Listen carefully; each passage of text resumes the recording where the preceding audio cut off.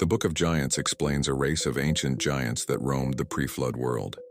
This book expands on the stories found in the Book of Enoch, an ancient Jewish text. This book delves into the lore of the Nephilim, the giants mentioned in the Bible, and their interactions with the world. This text focuses on the giants, fallen angels that were also known as the sons of God, and human women, who are prominent figures in the Book of Enoch. In this video, we'll be focusing on the entire plot of these giants, the fallen angels and the world before the Great Flood, and the possibility of giants still walking amongst us, intentionally avoiding contact with humans. The most notable figures in the Book of Giants is this ancient race of giants known as the Nephilim. The Nephilim are depicted as powerful and corrupt beings. They are the result of the union between the Watchers, fallen angels, and human women. Their existence causes chaos and destruction on Earth. The giants are shown to engage in various misdeeds, including violence and wickedness. They are portrayed as causing great harm and spreading corruption among humans. When humans could no longer provide resources for these giants, we then begin to see them turn on humans and consume humans themselves. Things were very dark during this time in the pre-flood world. The giants experience troubling dreams that foretell their downfall. These dreams are interpreted by Enoch, who reveals that their destruction is imminent. Some of the notable Nephilim giants mentioned are Ogi and Mahawai. Og is also mentioned in the Bible as well. In Deuteronomy 3:11 and later in the Book of Numbers and Joshua, Og is called the last of the Rephaim. Rephaim is a Hebrew word for giants. Deuteronomy 3:11 declares that his bedstead, translated in some texts as sarcophagus of iron, is 9 cubits in length and 4 cubits in width, which is 13.5 by 6 feet according to the standard cubit of a man. It goes on to say that at the royal city of Rabbah of the Ammonites, his giant bedstead could still be seen as a novelty at the time the narrative was written. If the giant king's bedstead was built in proportion to his size as most beds are, he may have been between 9 and 13 feet. Mahawai is another giant character who also experiences distressing visions about their fate. As we know by now, the Watchers are the fallen angels spoken about in the Book of Enoch, and also even the Book of Genesis. But what role do they play in the Book of Giants? Well, these angels actually created these giants.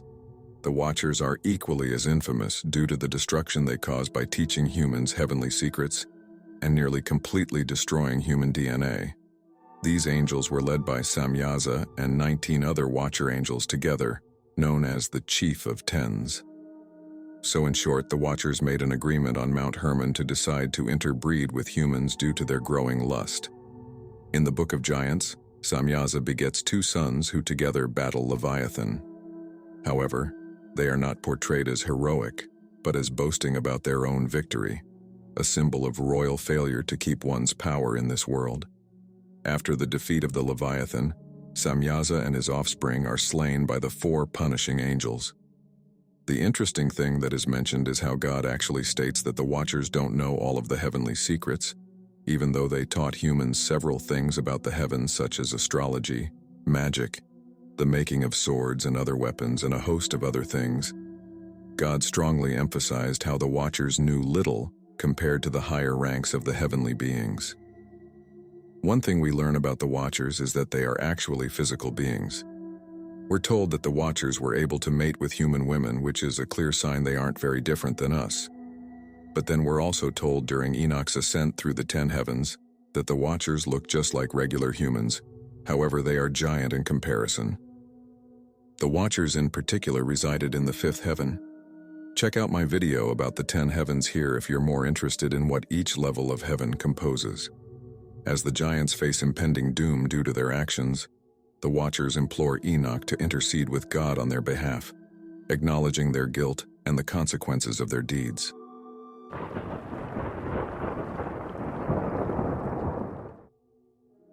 God saw what was happening on the earth, and the actions of the Nephilim giants and the Watchers angered him.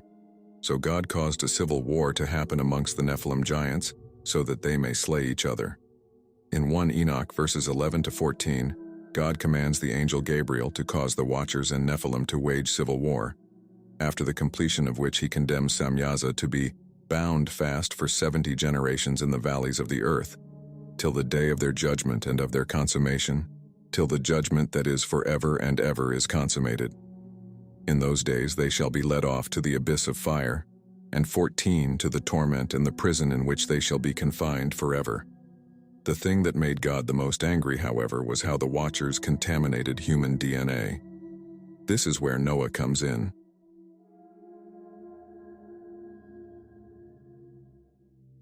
During this time, the world was so chaotic, so contaminated and corrupt, that God had to put an end to this madness. And that answer was Noah. Noah wasn't particularly chosen because he was perfect. He was chosen because he was one of the only pure-blooded humans left. We are told about this when Enoch says this to Noah's father, which is Enoch's son, and also Enoch is Noah's great-grandfather. The Lord will do a new thing on the earth, and this I have already seen in a vision, and make known to thee that in the generation of my father Jared some of the angels of heaven transgressed the word of the Lord. And behold, they commit sin and transgress the law, and have united themselves with women, and commit sin with them, and have married some of them, and have begot children by them. And they shall produce on the earth giants not according to the Spirit, but according to the flesh. And there shall be a great punishment on the earth, and the earth shall be cleansed from all impurity. Yea, there shall come a great destruction over the whole earth, and there shall be a deluge and a great destruction for 1 year. And this son who has been born unto you shall be left on the earth, and his 3 children shall be saved with him. When all mankind that are on the earth shall perish, he and his sons shall be saved. And now make known to thy son Lamech that he who has been born is in truth his son, and call his name Noah, for he shall be left to you, and he and his sons shall be saved from the destruction, which shall come upon the earth on account of all the sin and all the unrighteousness, which shall be consummated on the earth in his days. And after that there shall be still more unrighteousness than that which was first consummated on the earth, for I know the mysteries of the holy ones, for he, the Lord, has showed me and informed me, and I have read them in the heavenly tablets. Clearly in this warning Enoch gave, he mentioned how the earth will be cleansed of all of the impurity. This pretty much just means that the great flood was sent to reserve humans back to exactly how God created us to be. People even still today claim to see or even get attacked by biblical Nephilim giants. From well-known stories such as the story of the giant of Kandahar, where U.S. soldiers were attacked by what they called a 13-foot-tall man, to lesser-known stories such as what I'm about to tell you about. These particular giants are referred to as the Solomon Giants. Following their attack on Pearl Harbor on December 7, 1941, the Japanese Imperial Navy occupied islands throughout the western Pacific Ocean. Japan's goal was to create a defensive buffer against attack from the United States and its allies, one that would ensure Japan mastery over East Asia and the Southwest Pacific. Japanese forces had more to contend with than Allied soldiers on the Solomon Islands. While traversing the island's numerous remote, thick rainforests, the soldiers often reported coming across giant, hairy hominids ranging from 10 to 15 feet in height and covered in long brown to reddish-brown hair, with prominent brows, flat noses, and wide mouths. The creatures had immense arms and were known on occasion to even brandish crude weapons, such as clubs. It was reported that the giants were known to be quite aggressive and even attack on occasion. Several units described these terrifying beasts crashing through foliage to ravage squads of soldiers or snapping apart trees and branches in threatening displays of power. Bullets were said to have little effect on them, and soldiers would on many occasions be kept awake by inhuman wailing from the dark as the strange behemoths wandered the night. Indeed, the Solomon Islands have a long history of mysterious giants, and the local people are well aware of them. There is a rich tradition of folklore, as well as sightings and footprint evidence of giant hairy hominids on the islands that continue right up to the present day. An interesting theory about these giants is that they are a very real primate that somehow managed to survive. This primate is known as the Gigantopithecus. This primate is about 10 feet tall, which would match up with the height of the Solomon giants, and the Gigantopithecus is also covered in long brown, or sometimes reddish fur, just as the giants are described. These primates also look extremely similar to Bigfoot, and the height and appearance of the Gigantopithecus also lines up with the description of Bigfoot nearly perfectly. A question I have is, what would you, as the viewer, think if you came across a species that avoided extinction?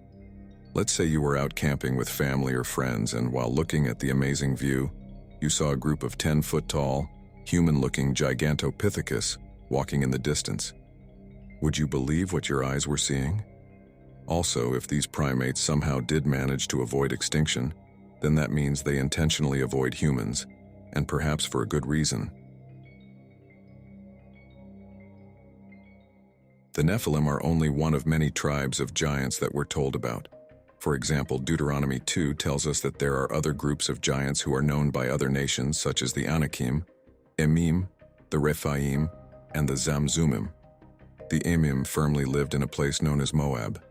They are described in Deuteronomy 2 verse 10 as a huge population of giants as tall as the Anakim giants. But they are all apparently a part of one bigger group. The next verse then tells us, like the Anakim, they are also counted as Rephaim, but the Moabites call them Emim. The Rephaim pretty much just meant giant. So in short, Rephaim was another word used to label the giants. The Zamzummim giants are a race of giants that God actually wiped out. But most importantly, who are these Anakim giants? All of the giants mentioned in Deuteronomy are compared to the tribe of giants known as the Anakim. The Anakim are a group of giants mentioned primarily in the book of Numbers and the book of Deuteronomy. They are described as descendants of Anak, the ancestor of the Anakim, and are often associated with the land of Canaan. The Israelite spies reported that the Anakim were fearsome and large, leading to fear among the Israelites when they were preparing to enter the Promised Land. The Anakim are sometimes linked to the Nephilim, as both are portrayed as giants. In the biblical narrative, they were ultimately defeated by the Israelites, with Joshua leading the conquest of Canaan. The presence of the Anakim serves to illustrate the challenges and fears faced by the Israelites as they sought to claim the land promised to them. So do you think it is possible for some of the biblical giants to still be roaming the earth in remote areas? Let me know your thoughts in the comments section below.